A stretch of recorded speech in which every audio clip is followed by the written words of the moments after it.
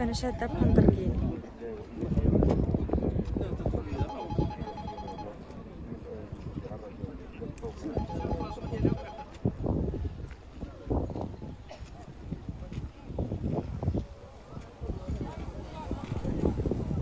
السلام عليكم. تعازينا حارة الأسرة الفقيد الطفل اللي مات، اللي غرق في واد سبو من نواحي قنيطرة أو بمدينة قنيطرة.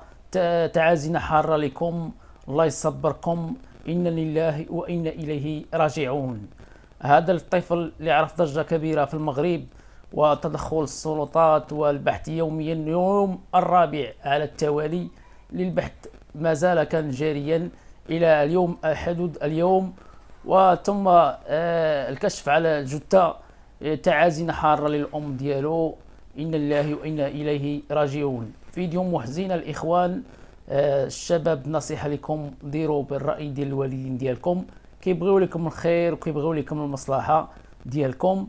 إذا خويا متبقاش دير داكشي اللي في راسك، دير بالنصيحة ديال الوالدين، أي حاجة قالوا لك فهي في مصلحتك.